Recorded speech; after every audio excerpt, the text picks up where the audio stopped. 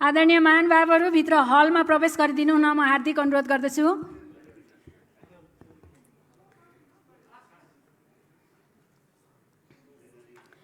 अब हामी प्राविधिक सेसनको सुरुवाती चरणमा रहेका छौँ।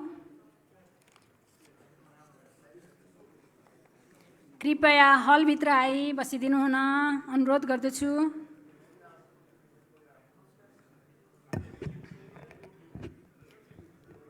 अबको हाम्रो प्राविधिक सेसन यो राष्ट्रिय अन्तर्राष्ट्रिय स्तरका विज्ञहरूको एउटा उपस्थिति रहेको अत्यन्त प्रभावकारी सेसन रहेको छ।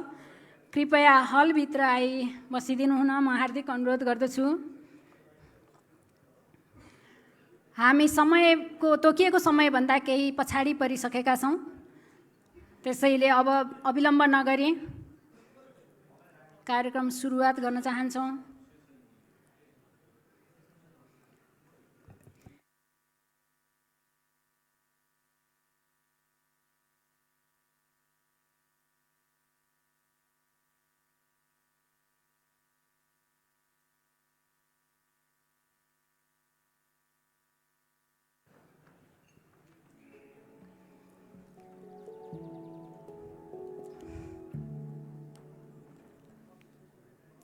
चिया कफी हातमा लिएर भित्र आइदिनु होला। चिया कफीसँगै अबको प्राविधिक सेसनमा हामी हलमा नै चिया कफी पिउँदै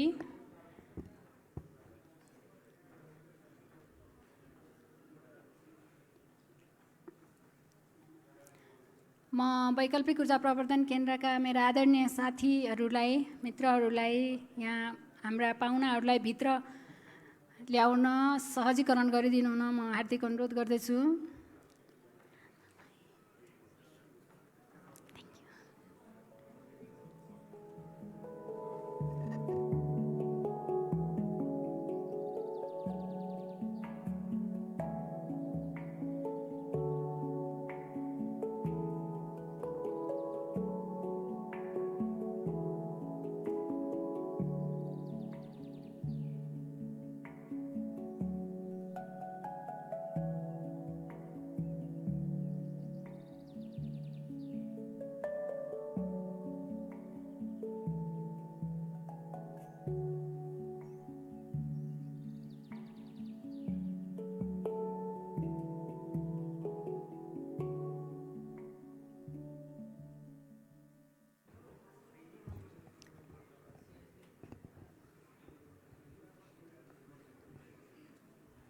आदरणीय महानुभावहरू, अब हामी प्राविधिक सेसनको सुरुवात गर्न गइरहेका छौँ। कृपया चिया कफी हातमा लिएर भित्र हलमा आई बसिदिनु होला। हामी तोकिएको समयभन्दा केही पछाडि परिसकेका छौँ, त्यसैले अब अरू समय नलगाई कार्यक्रम सुरुवात गर्न चाहन्छौँ। कृपया चिया कफी हातमा लिएर भित्र आइदिनु होला।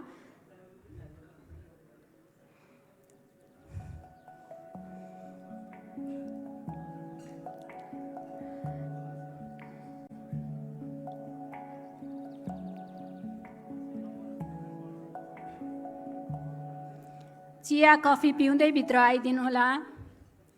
हामी अबको प्राविधिक सेसनको फर्स्ट सेसन सुरुवात गर्न गइरहेका छौँ।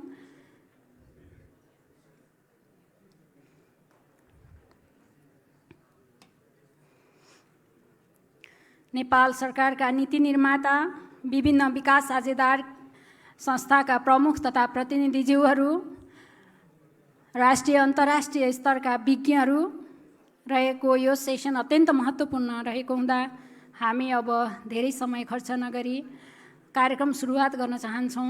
हामी तोकिएको समयभन्दा केही पछाडि परिसकेका छौँ, त्यसैले अब अरू समय नलगाई हामी कार्यक्रम सुरुवात गर्न चाहन्छौँ।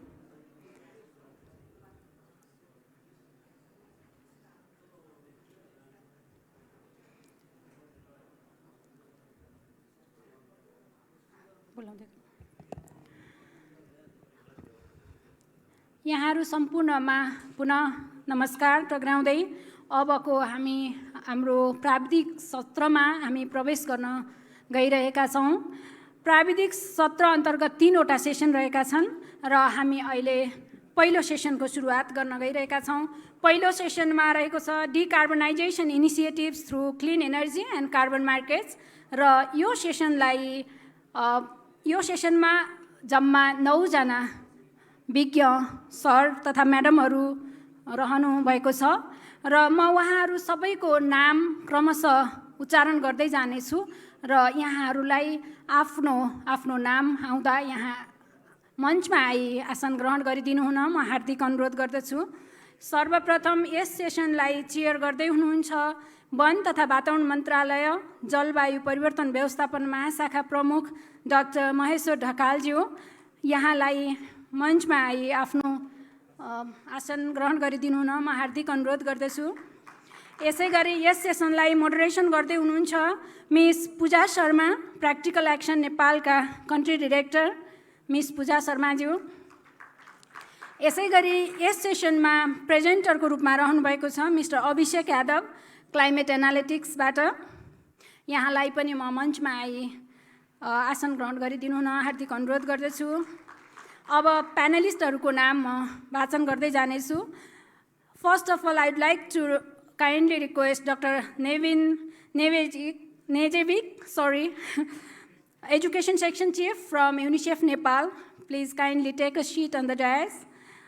यसै गरी Ms. Vidya Banmali Pradhan, Senior Atmospheric Environment Specialist from Missimod, Nepal.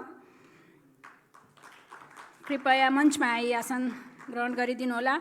यसै गरी doctor Prem Kumar Pokharel, carbon market expert.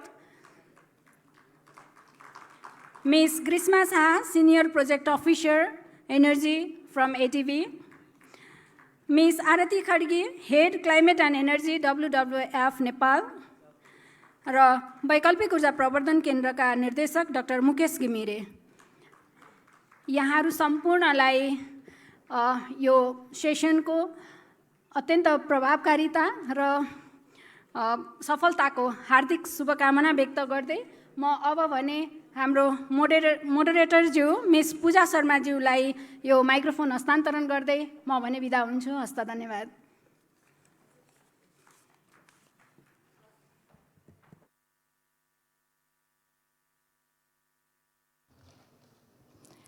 हजुर धन्यवाद पार्वताजी।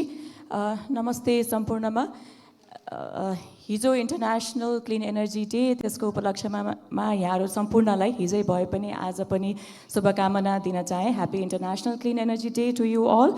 इन्टरप्रिटेसनको सर्भिसेस छ, त्यही भएर हामी whichever language we feel comfortable, प्यानलिस्टहरूले त्यही अनुसारले आफ्नो प्रस्तुति गर्नुहुनेछ र आफ्नो कुराहरू राख्नुहुनेछ।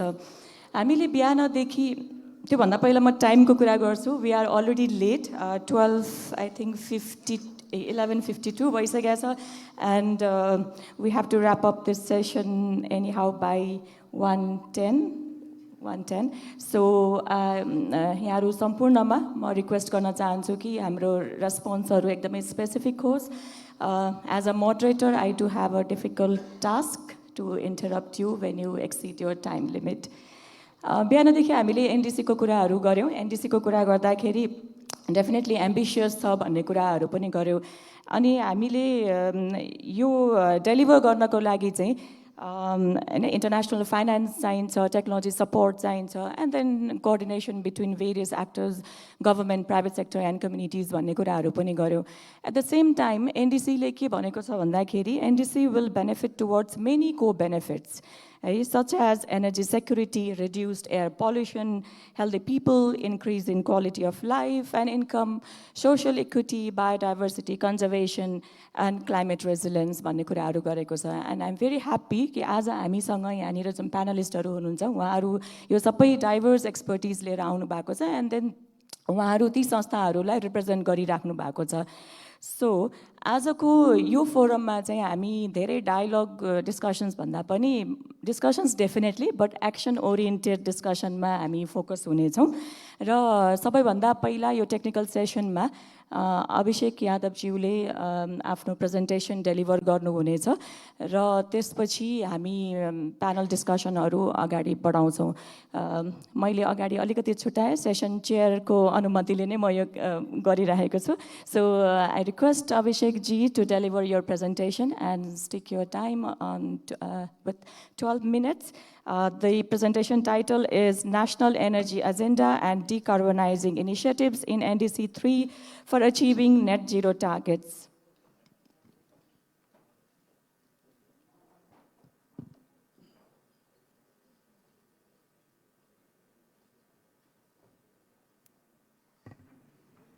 Hello. Yes. Namaste सबैजनामा म Abhishek Yadav. I'm going to do my presentation in English so that it's easier. I'm climate and energy policy analyst. Today I'm presenting on the National Energy Agenda and Decarbonization Initiatives in the nationally determined contributions. The third one, so NDC 3 for achieving net zero targets. Next slide, please. As you can see on the screen,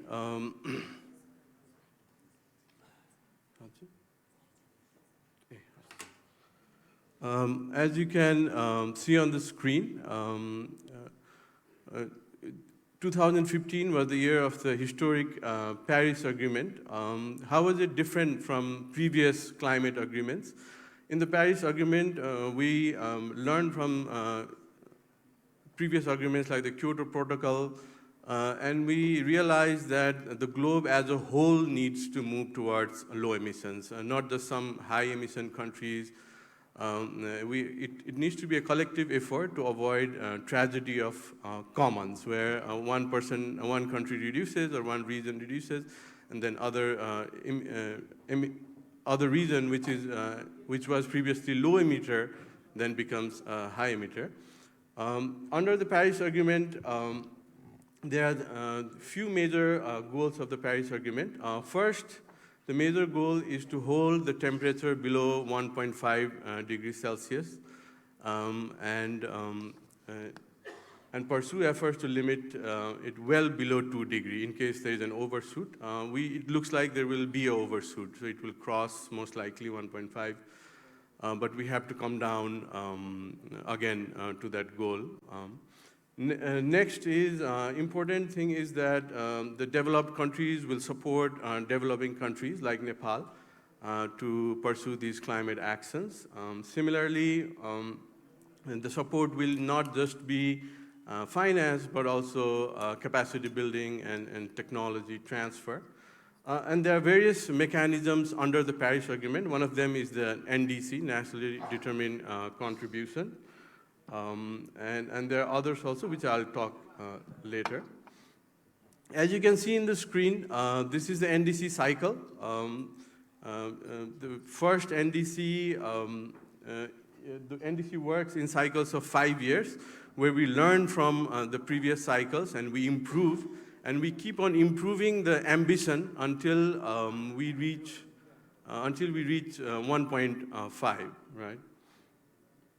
The NDC cycle is guided by the long-term strategy, which looks at a longer term up to 2050, how we can get to net zero greenhouse gas emissions. And Nepal has already developed a LTS, which covers carbon dioxide up to 2050. And as you know, there's also the global stocktake, which takes stock of all the NDCs globally, and then it comes up with an advisory of what to include in next NDC. All the NDCs are nationally determined, so that only provides advice. The final decision is the countries, of course. In terms of progress, you can see the recent NDC synthesis report has shown that Paris Agreement has resulted in significant reductions in where we are reaching, like around 4 degrees of warming. Now it's projected at 2.7, but still it's a long way from 1.5 goal that we have to achieve. And as you can see on the screen, that's where the NDCs are taking us, and that's where we want to be, how it needs to decrease. So definitely, world is not on track, but there have been significant efforts, and I think it's a good achievement globally. On the screen, you can see the Nepal's NDC snapshot. It was submitted in 2025 May. It talks about our mountains and our forests, and it also is aligned with the global stocktake, the first global stocktake outcome, which I told you earlier, provides advice on what to include in your climate action.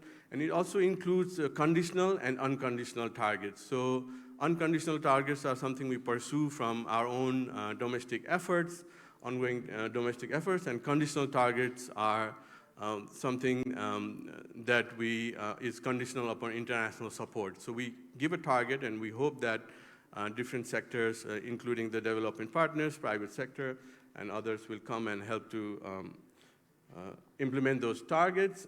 In terms of content, it has mitigation, greenhouse gas mitigation. You can see on the screen, it's very heavy on renewable energy and electricity networks. Almost 88% of the costs of the NDC costs are in the energy sector. Energy sector also includes, this is according to the IPCC definition, so it also includes electric and clean cooking and industry and electric vehicles, transit and rail. And then apart from the energy sector, in the agriculture, forestry and forestry sector, there's a target of 46% of forest cover.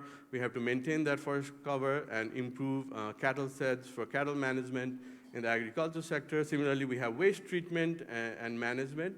So these are quantified targets that we need to track. Like I told you earlier, we need to track the progress. So we need a baseline, and we need data for these quantified targets. Sometimes we don't have that data, right? But we still want to include some targets. In that case, we put it as policies and measures and hope that we can improve those measures over cycles to get towards a more quantified and transparent targets. Also, there are adaptation priorities in the NDC, which is informed by the National Adaptation Plan, which came out in 2021. It includes various interventions in agriculture and food security, forests, climate-resilient water resources, and energy generation, disaster risk reduction and early warning, nature-based solutions, and integration of climate in education, and access to data on what are the climate impacts and how can we assess them better. This time, compared to the second NDC in 2020, the 2025 NDC also includes other major sectors like loss and damage, co-impacts, just transition, which looks at how can the transition from a fossil fuel-based economy to a renewable energy-based economy can be more just, more inclusive, and create green jobs. Similarly, it talks about gender inclusion and social inclusion, disability. It also talks about governance, about three-tier governance, how to manage Nepal's three-tier governance in terms of implementing the climate action, and how to track the progress. Because, like I said earlier, for the global stocktake and for even at the country level, we have to provide information on the targets that we have set, how much we have progressed, what were the gaps, what were the lessons learned, and so on. In terms of costing, the NDC 3 has a huge price tag of around $74 billion. Out of that, 10 to 11 billion is committed. So this is over a 10-year period. So 10 billion over a 10-year period is committed by the government, and similarly, almost 63 billion is expected from international support. These are just the mitigation costs. Adaptation costs are in the NAP, but in the NDC, it's only 10-year. It's estimated it will cost around 18 to 20 billion. So you can see it's a huge price tag.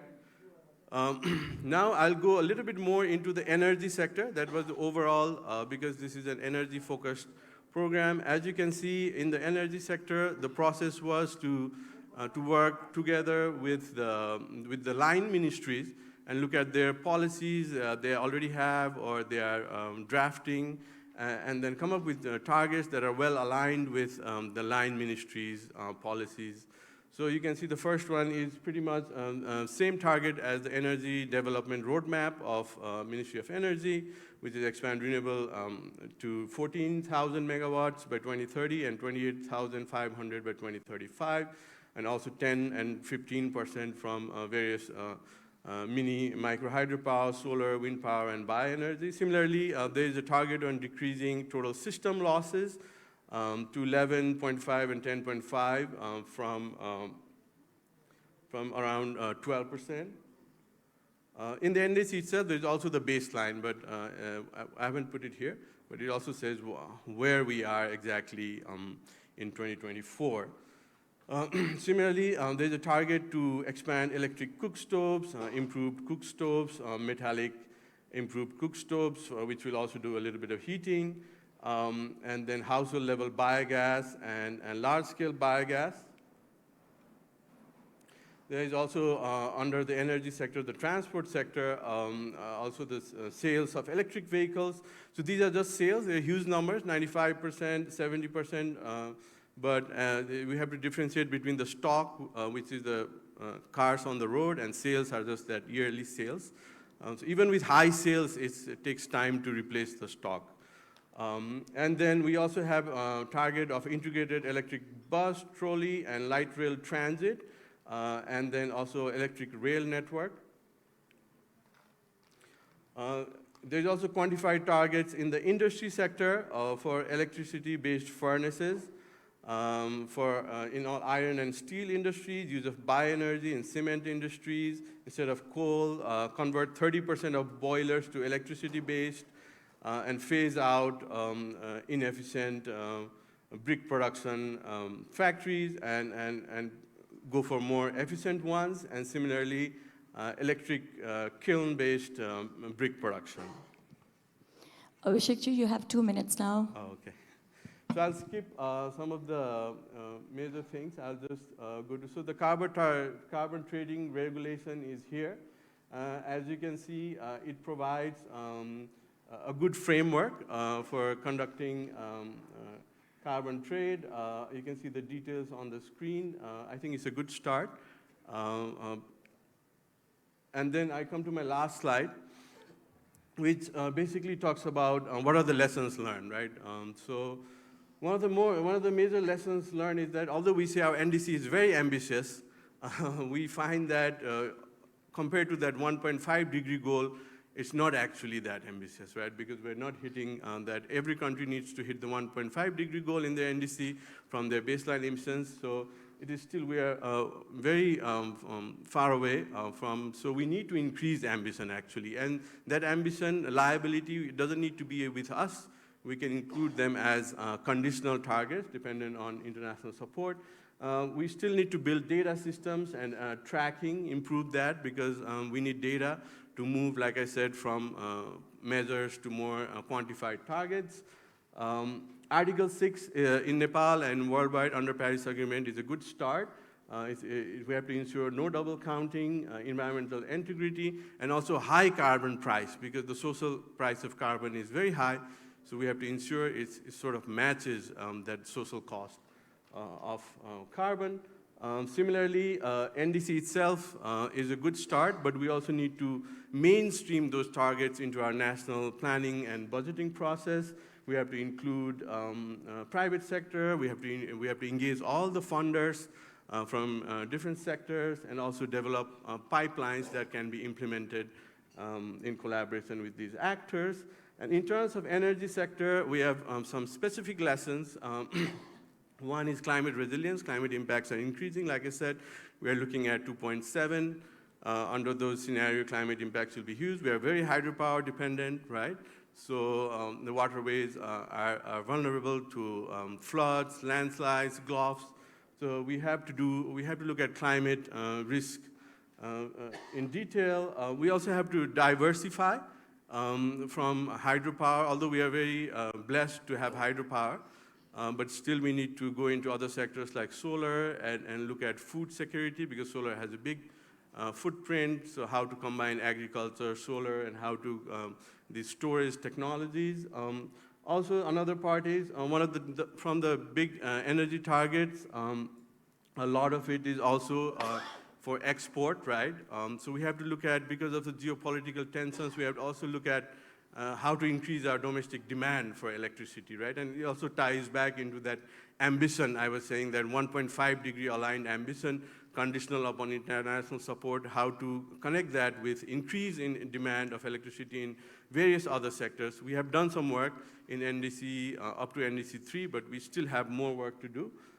And then the final one is the just energy transition. While we are, and localization at the local levels, local government level, while we are transitioning, we should look at the rights of various workers in the fields.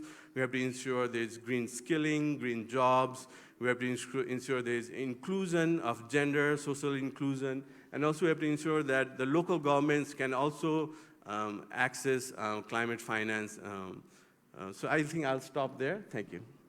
धन्यवाद अभिषेकजी अनि timing respect गरिदिनु भएकोमा फेरि धेरै धेरै धन्यवाद you can sit here Abhishekji you can join you can stay here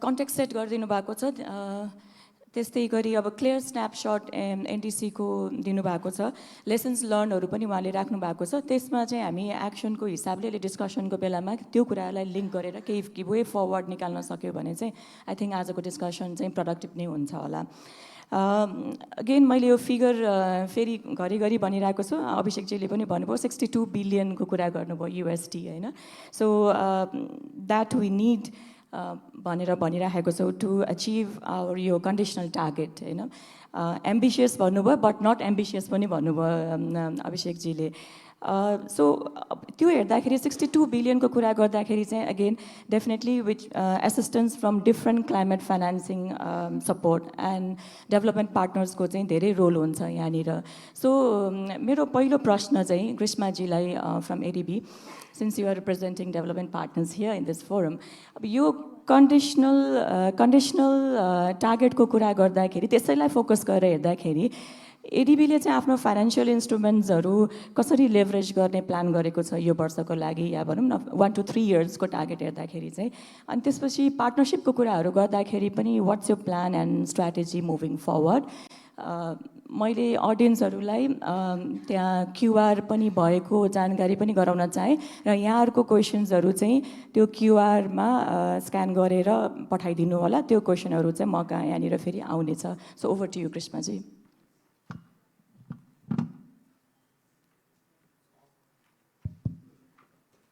thank you Pujaji नमस्ते सबैजनालाई पूजाजीको प्रश्नमा maybe just mix the language. एडिबीले अहिले जुन अभिषेकजीले प्रेजेन्ट गर्नुभयो त्यसमा मेन इन्टरभेन्सन चाहिँ हाम्रो more on the supply side electricity generation र त्यसपछि इलेक्ट्रिसिटी सप्लाई साइडमा चाहिँ इन्टरभेन्सन छ डाउनवर्ड इन्टरभेन्सन अरू डेभलपमेन्ट पार्टनर्सहरूले गर्दै हुनुहुन्छ सप्लाई साइडमा एडिबीले हाइड्रो पावरमा इन्भेस्टमेन्ट छ नेपाल सरकारको प्रोजेक्टहरूमा त्यसपछि सप्लाई साइडमा both on transmission and distribution we are heavily into it हाम्रो अहिले रिसेन्टली अप्रुभ भएको प्रोग्राममा पनि ट्रान्समिसन डिस्ट्रिब्युसन नै मेन छ र पूजाजीले जुन पाइपलाइनको कुरा सोध्नुभयो पाइपलाइनमा चाहिँ हाम्रो एनर्जी सेक्युरिटी त्यसपछि डोमेस्टिक एक्सपोर्ट सबैलाई हेरेर नेपाल सरकारको प्रायोरिटी प्रोजेक्टमा रहेको 670 मेगावाटको दुधकोशी हाइड्रो पावर प्रोजेक्ट छ so it's more on strengthening the supply side and the network and preparing for the upstream works for creating an enabling environment for the downward integration for other activities. अहिले हाम्रो intervention त्यसरी गइरहेछ र development पार्टनर्सहरूको कोलाबोरेसनमा चाहिँ development energy sector I think it's very coherent compare to other sectors र यसमा हामीले we ensure that we do not overlap and we complement each other's activity. So कुनै डेभलपमेन्ट पार्टनर्स हामी सप्लाई साइडमा छौँ भने त्यसपछि मोर डाउनवर्ड र मोर मार्केट साइडमा अरू पार्टनर्सहरू हुनुहुन्छ। त्यो सँगै एडिबीले इभन प्रोजेक्टहरूमा पनि we collaborate and move along with the partners. Like our long-standing partner is Government of Norway. Government of Norway को अहिले we have almost 100 million grant that we have channelized from Government of Norway to Government of Nepal's projects. So all in the clean energy on the supply side and mostly on the transmission and the distribution side. त्यो बाहेक recent 2024-25 को प्रोजेक्टमा we have collaborated with both EU, European Union and Norway, and also we have channelized funding from OPIC, Fund for International Development, OFID, all for transmission distribution. त्यही भएर एडिबीले अब आफ्नो financing मात्र mobilise नगरिकन अरू फाइनेन्सिङ लेभरेज गर्नलाई पनि यहाँ नेपाल सरकार विद्युत प्राधिकरण र एपिसीको प्रोजेक्टहरूबाट कोल्याबोरेट गरेर चाहिँ अगाडि बढिरहेको अवस्था छ अहिले। यसले गर्दाखेरि चाहिँ हामीले त्यो फन्डको पुल चाहिँ अब everybody has limited fund, so त्यसलाई कसरी इन्क्रिज गर्ने भनेर I think we all partners in the sector collaborate to have it maximized and the use optimized for the clean energy. Okay, thank you. धन्यवाद ग्रीष्माजी। एडिबीको plan सँगसँगै अब कसरी basket fund या भनौँ न अरू फन्ड पनि मोबिलाइज गरेर यहाँले पुलिङ गरिराख्नु भएको छ भन्ने कुरामा पनि राखिदिनु भयो यहाँको विचार। सँगै गभर्मेन्ट सँगसँगै आई थिङ्क फाइनेन्सियल इन्स्टिट्युसन्स अनि सिभिल सोसाइटी र अरू प्राइभेट सेक्टरको पनि उत्तिकै रोल हुन्छ होला पार्टनरसिपमा, and we look forward to having these partners as well working with ADB and other development partners. My next question is to Dr. Nevin. So Nepal's NDC also includes several key sectors, and each contributing to decarbonization goal. And I think it's the first time that Nepal's NDC recognizes education sector. So my question to you is, what are the priorities within NDC that actually intersect with the education system, and what are your financing and partnership plans on this? No, thank you very much, and congratulations to the organizers for this incredibly important event.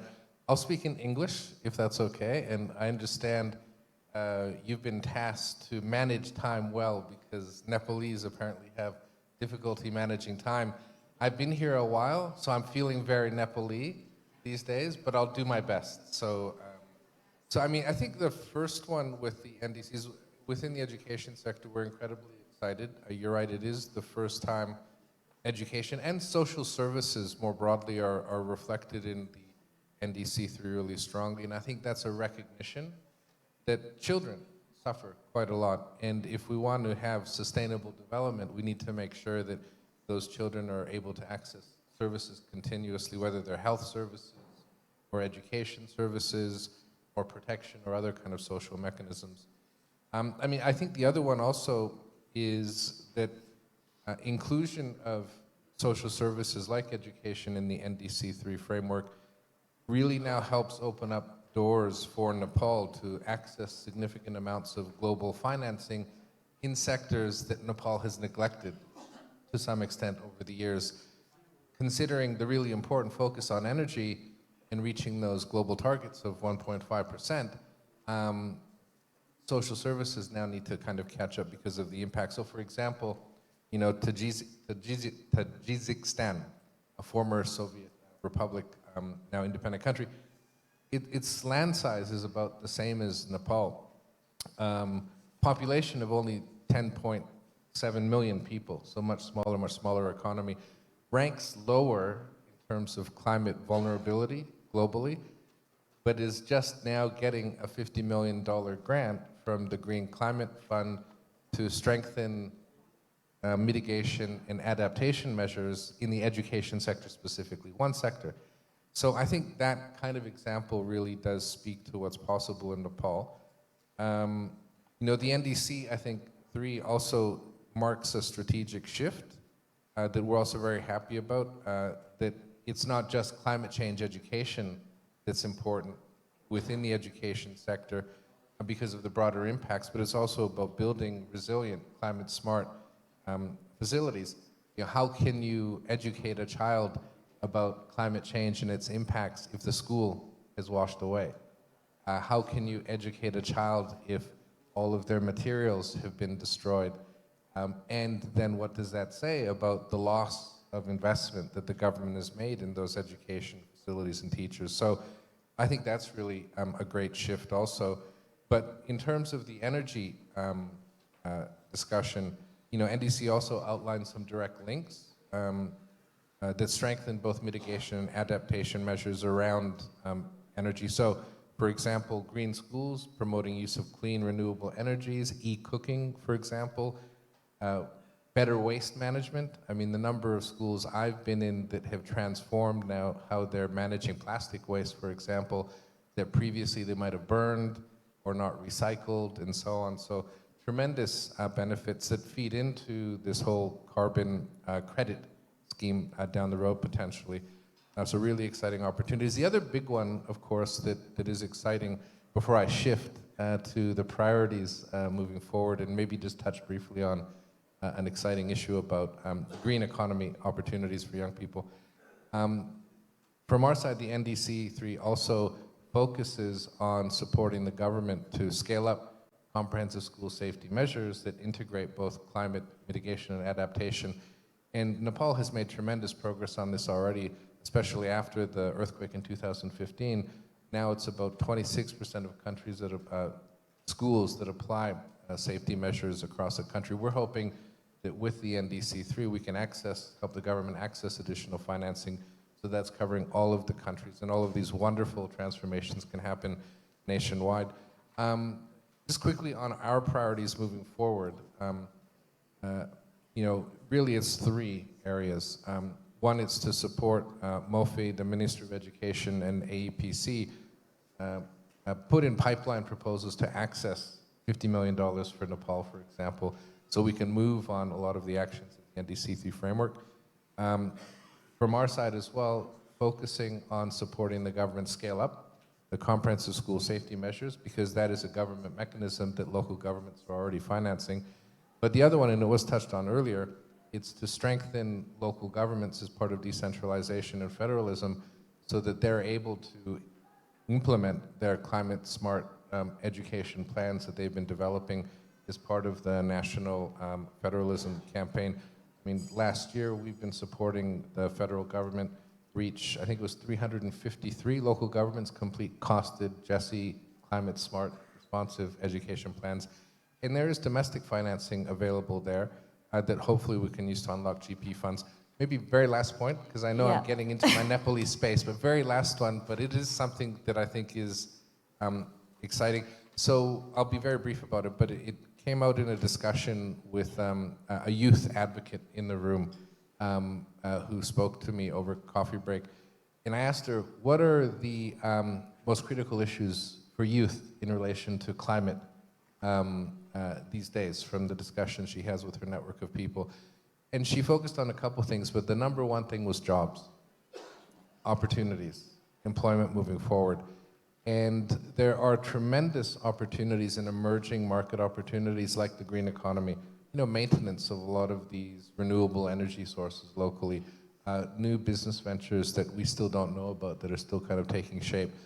And I think one of the areas that we're focusing on with the Ministry of Education and other partners as well is how can we strengthen green skills to strengthen human capital and employability of young people as these new economic sectors emerge.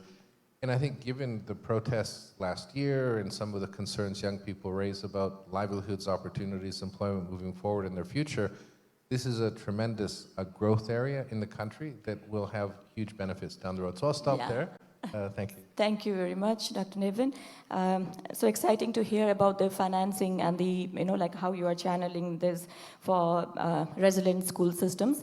Also looking forward for green schools, green jobs, climate resilient education systems in Nepal. अब म अलिकति यो रिजनतिर जान चाहेँ। ICIMOD regional organisation विद्याजी, इसिमोडले different गभर्मेन्टहरूलाई support गरिराख्नु भएको छ। यो रिजनमै हेर्ने हो भने कसैले ढिलो बुझाउनु भयो एनडिसी भन्ने कुरा आएको थियो, कसैको एकदम सेक्टर स्पेसिफिक टार्गेट पनि थिएन भन्ने कुराहरू पनि आइरहेको थियो होइन। यहाँले रिजनल पर्सपेक्टिभबाट हेर्दाखेरि कस्तो देख्नुहुन्छ एनडिसिजहरू, प्लस अझ स्पेसिफिकली चाहिँ इसिमोडको अहिलेको रोड म्यापको बारेमा अलिकति प्रस्ताइदिनु भयो भने विथ रेस्पेक्ट टु डिकार्बनाइजेसन अनि त्यसपछि क्लाइमेट रेजिलेन्ट डेभलपमेन्टलाई सेन्ट्रलमा राखेर यहाँहरूको रोड म्यापको बारेमा अलिकति बताइदिनुहोस् न। धन्यवाद पूजाजी, र एबिसीलाई पनि धन्यवाद दिन चाहन्छु र congratulation for this energy day. अब इसिमोड चाहिँ नि अब धेरैलाई थाहा हुन पनि सक्छ नहुन पनि सक्छ, हामी चाहिँ नि इन्टरगभर्मेन्टल इन्टरनेसनल अर्गनाइजेसन रिजनल अर्गनाइजेसन हो। यसमा चाहिँ नि हामी अब हिन्दुकुश हिमालयन रिजनमा काम गर्छौँ र इसिमोडको विभिन्न एक्सन एरियाहरूबाट चाहिँ नि यो हाम्रो एनडिसीको टार्गेटहरूमा चाहिँ नि विभिन्न एक्सन एरिया थ्रु चाहिँ नि काम भइ नै रहेको छ र हामी चाहिँ नि अलि एक्सन एरिया एयरमा आबद्ध छौँ। यसमा चाहिँ नि हामीले खास गरेर चाहिँ नि अब एयर पोल्युसन र यो डिकार्बनाइजेसन यो चिजहरू चाहिँ नि एकदमै इन्टरलिङ्क्ड छ र एनर्जी एफिसिएन्सी पनि हामीले मिटिगेसनमा हेऱ्यौँ भने पनि यो एयर पोल्युसन रिड्युस गर्नलाई चाहिँ हामीले मिटिगेसन एक्सन्सहरूबाट नै यो सम्भव हुने गर्छ र यसमा चाहिँ नि हामीले तपाईँले रोड म्याप पनि को कुरा गर्नुभयो र हामीले यो अहिले भर्खरैको अभिषेकजीको प्रेजेन्टेसनमा पनि हामीले एनडिसीको चाहिँ नि जुन चाहिँ नि टार्गेट्सहरू मिटिगेसन टार्गेट्सहरू पनि हेऱ्यौँ र त्यसमा चाहिँ एउटा के लागिरहेछ भने हामीलाई इलेक्ट्रिसिटी चाहिँ नि जुन चाहिँ नि रिन्युएबल एनर्जीमा चाहिँ नि एकदमै बढी मात्रामा चाहिँ नि यसको चाहिँ नि मेन्सन भएको छ, जहाँ कि बायोमास एनर्जी जुन चाहिँ नि हाम्रो पोटेन्सियल छ, हाम्रो बायोमास एनर्जी हाम्रो बायोमास एग्रिकल्चर सेक्टरबाट मात्रै 27 मिलियन छ भने हाम्रो फरेस्ट्री सेक्टरबाट मात्रै 16 मिलियन टन जति चाहिँ नि हाम्रो उत्सर्जन हुन्छ, जुन चाहिँ नि हाम्रो यो हाम्रो अब मार्चको बेलामा चाहिँ नि जुन हामी सबैले अनुभव गरिरहेछ यो फरेस्ट फायर ले चाहिँ नि हामीलाई कतिको पल्युसन भइरहेछ, यो जहाँ कि हाम्रो इकोनोमिक शुद्धलाई पनि असर पर्ने गरिकन हाम्रो प्लेनहरू चल्दैन त्यति बेला र हामीले आफै पनि महसुस गरिरहेछौँ कि हाम्रो एयर क्वालिटी इन्डेक्स चाहिँ नि धेरै नै मात्रामा बढिरहेछ। र अर्को कुरा चाहिँ नि हाम्रो यो जुन चाहिँ नि नोभेम्बरतिर हुन्छ हाम्रो यो कृषि हाम्रो धान बालीहरू बालेर चाहिँ नि यसको धुवाँले पनि धेरै असर पारिरहेछ र यसलाई चाहिँ नि हामीले कसरी चाहिँ नि यसलाई चाहिँ नि एनर्जी युजमा ल्याउन सकिन्छ भन्ने कुरा चाहिँ नि अलि थोरै मात्रामा मात्र यो एनडिसीमा चाहिँ नि ब्रिकेटको चाहिँ नि जुन चाहिँ सिमेन्ट इन्डस्ट्रीमा युज हुने कुराहरू मात्रै हाम्रो चाहिँ नि उल्लेख गरेको पाएको छ र हाम्रो यो बन्दै गरेको बेलामा चाहिँ नि यो पेलेट त त्यहाँ एनडिसीको डकुमेन्टमा उल्लेखै भएको छैन भने ब्रिकेट चाहिँ नि एकदम न्यून किसिमले मात्र उल्लेख गरिरहेछ। र अर्को कुरा चाहिँ नि हाम्रो इलेक्ट्रिसिटीको चाहिँ जुन चाहिँ नि हाम्रो ठुलो महत्त्वाकांक्षी जुन चाहिँ नि हाम्रो 14,000 मेगावाट चाहिँ नि हामीले 2030 सम्ममा पुर्याउने उल्लेख गरिरहेछ। यसलाई चाहिँ नि हामीले अहिले हाम्रो जबकि हाम्रो 3500 चाहिँ नि मेगावाटको हाराहारीमा चाहिँ नि अहिले हामीले युज गरिरहेछ, यसलाई चाहिँ नि सब्स्टिट्युट हामीले त्यतिमा गर्न सक्यो भने त ठिकै छ, तर गर्न सकेन भने पनि हामीले यसको अल्टरनेटिभ चाहिँ नि हाम्रो सोच्नु चाहिँ नि एकदमै आवश्यक परेको छ। र अब यो एयर पोल्युसन यस्तो कारणले चाहिँ नि यो उत्सर्जन हुने चाहिँ नि यो ब्ल्याक कार्बनले गर्दा चाहिँ नि हाम्रो हिमालमा पर्ने असरहरू जसले चाहिँ नि हाम्रो स्नो मेल्टिङलाई चाहिँ नि ग्लेसियर मेल्टिङकोलाई चाहिँ नि एकदमै बढी असर परिरहेछ। त्यसमा चाहिँ नि हाम्रो हाइड्रो पावरको चाहिँ नि कतिको हाम्रो उत्सर्जन गर्न सकिन्छ भन्ने कुरालाई पनि हामीले चाहिँ नि उल्लेख गर्नु छ र त्यस कारणले चाहिँ नि हामीले एयर पोल्युसन कन्ट्रोल गर्न चाहिँ नि एकदमै आवश्यक परेको छ र यो डिकार्बोनाइजेसनको पनि यसमा चाहिँ नि हाम्रो एयर पोल्युसनसँग चाहिँ नि जोडिएको छ। अब यसको लागि चाहिँ नि हाम्रो एउटा त हामीले बायोमास सेक्टरमा चाहिँ नि जुन चाहिँ नि हामीले काम गरिरहेछौँ र यो चाहिँ नि हामीले इसिमोडले गर्दा चाहिँ नि हामीले धेरै जस्तो एभिडेन्स बेस्ड साइन्स जुन चाहिँ नि पोलिसी सपोर्ट होस् भनेर अनि प्लस हामीले चाहिँ नि क्रस बोर्डर लर्निङ्सहरू पनि ल्याउँछौँ जुन चाहिँ नि हामीले यो बायोमास सेक्टरमा पनि अहिले भर्खरै पनि गर्दै आएका छौँ, जुन चाहिँ नि इन्डिया र चाइनामा चाहिँ यो बायोमास एनर्जी सेक्टरमा चाहिँ एकदमै फड्को मारिसकेको छ। उहाँहरूले चाहिँ नि यो वेस्टहरूलाई, बायोमास वेस्टहरूलाई चाहिँ एनर्जीको रूपमा हामीले उहाँहरूले युज पनि गरेछौँ। यसमा चाहिँ नि हामीले हाम्रो डिफ्रेन्ट क्रस सेक्टरल गभर्मेन्ट अफिसियल्सहरूलाई चाहिँ नि एक किसिमको चाहिँ नि एभिडेन्स बेस एक्सपोजर भिजिट पनि लगेर हामीले इन्डियामा चाहिँ कसरी भइरहेछौँ भनेर पनि हामीले त्यो कार्यक्रमहरू पनि आयोजना गर्दै आएछौँ।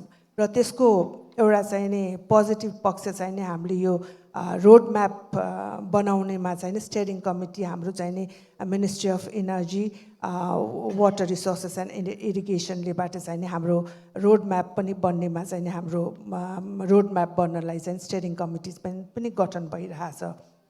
र त्यस्तै गरी यो ब्ल्याक कार्बनमा काम गर्नलाई चाहिँ नि हाम्रो इसिमोडले चाहिँ नि ब्ल्याक कार्बन कन्सोर्टियम पनि बनाएको छौँ, जहाँ कि हामीले चाहिँ नि यो कसरी हामीले न्यूनीकरण गर्न सकिन्छ भनेर त्यसमा पनि अब कुन कुन चाहिँ नि मेन यो उत्सर्जन हुने चिजहरूबाट चाहिँ नि हामीले कसरी यसलाई चाहिँ नि घटाउन सकिन्छ भनेर त्यो पनि काम गर्दैछौँ। र अहिले भर्खरै हामीले चाहिँ नि national action air quality management action plan चाहिँ नि हामीले ड्राफ्ट 0 चाहिँ नि इसिमोडले चाहिँ नि हामीले मिनिस्ट्री अफ फरेस्ट एन्ड इन्भाइरोमेन्टलाई पनि बुझाएका छौँ। त्यसमा चाहिँ नि हामीले यो इमिडिएट मिडियम टर्म र लङ टर्म एक्सन्सहरू चाहिँ कसरी हुन्छ भनेर हामीले त्यसमा चाहिँ नि यसमा पनि हामीले कार्यक्रमहरू चाहिँ नि हामीले उहाँहरूलाई 0 ड्राफ्ट बुझाइसकेका छौँ। र काठमाडौँ भ्याली एक्सन प्लानमा पनि जुन चाहिँ नि अहिले रिभाइज गर्ने अवस्थामा छ, त्यसमा पनि हामी इसिमेट चाहिँ इन्गेज छौँ। र त्यसमा चाहिँ नि हामीले अहिले चाहिँ नि काठमाडौँ भ्यालीमा चाहिँ नि जतिसम्म बोइलर्सहरू छ फुड इन्डस्ट्रीको, त्यसमा चाहिँ नि हामीले एटलिस्ट पेलेट र ब्रिकेट्सहरू युज गरेर चाहिँ नि इलेक्ट्रिसिटी मात्र नगरिकन, किनभने अहिले लुज बायोमासहरू युज हुन्छ, त्यसलाई चाहिँ डेन्सिफाइड युजमा कसरी गर्न सकिन्छ भनेर हामीले चाहिँ नि त्यसमा चाहिँ नि यसपालि राख्नको लागि चाहिँ नि हामीले निवेदन पनि गरिसकेका छौँ। ल थ्याङ्क यू। धन्यवाद विद्याजी। जति पनि रोड म्याप एक्सन प्लानहरू छ त्यसको लागि फाइनेन्सिङ जुटेर त्यसलाई चाहिँ हामी इम्प्लिमेन्ट गर्न सकौँ। I think that's more important होइन। के अरे अगेन रिमाइन्डर फर अडियन्स, त्यहाँ क्युआर कोड छ, त्यसलाई स्क्यान गरेर क्वेसनहरू पठाउनु होला। यहाँले पठाएको क्वेसनहरू मैले अहिले प्यानलिस्टलाई फरवर्ड पनि गरेको छु, प्लिज चेक यो वाट्सएप। यदि त्यो क्वेसनहरू आफूले भनेकै रिमेनिङ प्यानलिस्ट जो हुनुहुन्छ यहाँहरूले चाहिँ त्यो कुरालाई पनि आफ्नो अहिले भनेको कुरामा सम्बोधन गर्न सक्नुभयो भने द्याट्स भेरी फाइन है। लास्ट इयरको हामीले कुरा गर्ने भने one of the major milestone भनेको कार्बन ट्रेड रेगुलेसन 2082। धेरै इन्गेजमेन्ट पनि भयो, इन्टरेक्सन डिस्कसनहरू भयो पोस्ट यो के अरे रेगुलेसन आइसकेपछि होइन। महेश्वर सर यही हुनुहुन्छ, सिन्सियर एप्रिसिएसन फर यो लिडरसिप। प्रेमजीलाई मेरो प्रश्न, यहाँले एकदमै हेरिराख्नु भएको छ, कार्बन मार्केट एक्सपिरियन्स पनि छ। ठ्याक्कै नेपालले भन्नुपर्दा एकदम हाई पोटेन्सियल भएको के धेरै कुरा लेखेको छ, तर ठ्याक्कै अहिले जान सक्ने हाई पोटेन्सियल भएको एरिया चाहिँ के हो नेपालको लागि होइन। अनि सँगै यो हामी स्टेक होल्डरको धेरै रोल हुन्छ त्यहाँनिर, स्टेक होल्डरको क्यापासिटी पनि कस्तो देखिराख्नु भएको छ र इमिडिएट गर्नुपर्ने के हो? हस्, थ्याङ्क यू म्याडम। र सर्वप्रथम वैकल्पिक ऊर्जा प्रवर्धन केन्द्रलाई धन्यवाद दिन चाहन्छु यो प्यानलिस्टमा राखेर आफ्नो एक्सपिरियन्स सेयर गर्ने मौका दिनुभएकोमा।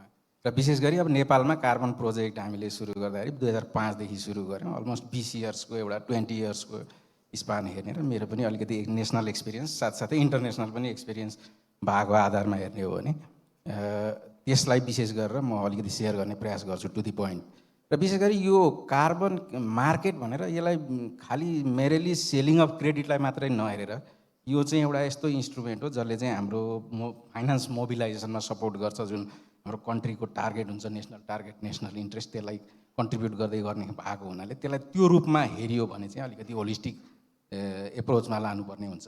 र विशेष गरी अघि म्याडमले भने जस्तो मेजर सेक्टर जुन हाम्रो पोटेन्सियल कार्बन प्रोजेक्ट डेभलप गर्ने भनेको जुन सेक्टर चाहिँ GHG greenhouse gas intensive sector हुन्छ बेसलाइनमा, त्यही सेक्टरमा हामीले कार्बन प्रोजेक्ट डेभलप गर्न सक्ने हो। बढी क्रेडिट त्यही सेक्टरमा आउने।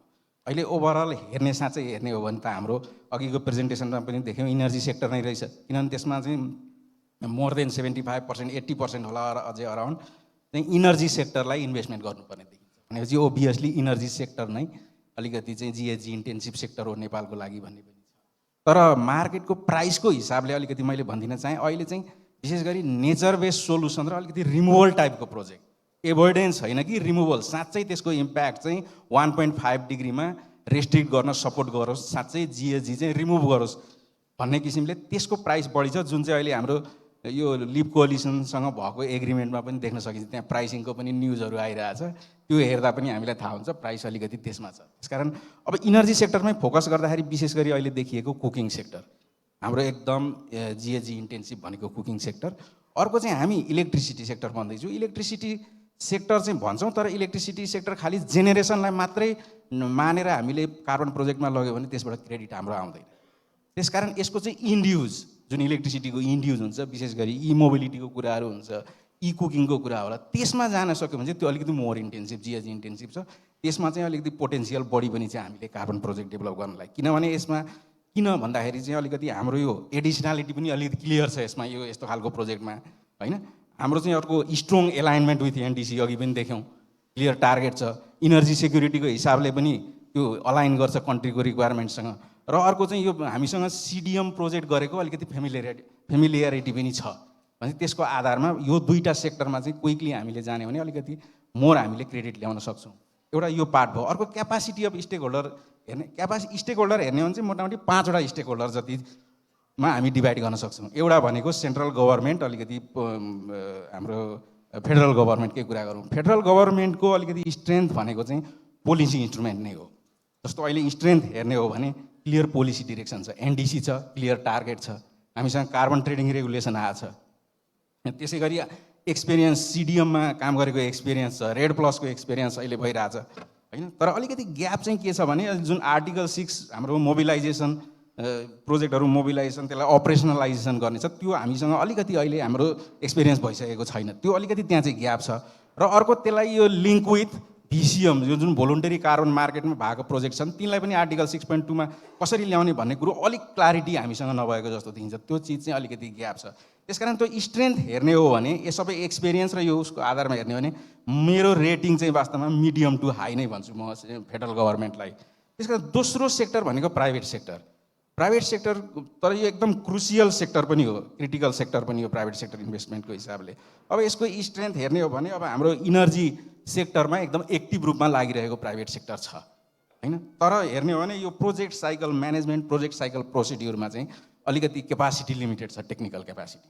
त्यो भन्दै गर्दाखेरि मैले चाहिँ देखेको अलिकति लो टु मिडियम भन्छु यो प्राइभेट सेक्टरको यो फाइनेन्स, कार्बन फाइनेन्स एक्सेस गर्ने क्यापासिटीलाई त्यो रूपमा म रेट गर्न चाहन्छु। र अर्को थर्ड सेक्टर भनेको अब इम्प्लिमेन्टेसन, कम्युनिटी अथवा लोकल गभर्मेन्ट हेर्ने हो भने चाहिँ डेफिनेटली सबैले एक्सेप्ट गर्ने कुरा हो, एकदम क्यापासिटी लो छ। त्यो लो अथवा नो नै पनि भन्न सक्छौँ। स्ट्रेन्थ चाहिँ के छ भने इम्प्लिमेन्टेसन, ओनरसिप, टेक्नोलोजीहरूको लिने राम्रो छ त्यहाँ चाहिँ। अनि अर्को ट्रस्ट बिल्डअप गर्न सकिन्छ कम्युनिटीसँग बसेर डिस्कस गरेर गर्दाखेरि। तर टेक्निकल नलेज चाहिँ लो ओर नो नै हो यो कार्बन फाइनेन्स एक्सेसमा। त्यसकारण यो स्टेक होल्डरलाई चाहिँ त्यो भन्छु। र अर्को चाहिँ एक्सेस टु प्री फाइनेन्सिङ, जुन हाम्रो अपफ्रन्ट कस्टहरू लाग्छ त्यसमा चाहिँ एक्सेसै छैन, कम्युनिटीको एकदम लो एक्सेस। त्यो कारणले गर्दाखेरि चाहिँ यो क्यापासिटी हेर्दाखेरि चाहिँ लो नै त्यसमा रेटिङ गर्न चाहन्छु। र अर्को चाहिँ फाइनेन्सियल इन्स्टिट्युसन। अब यो पनि सेक्टर चाहिँ एकदम लो नै रेटिङ गर्छु म, किनभने तर यो पनि क्रुसियल सेक्टर हो इन्भेस्टमेन्टको हिसाबले।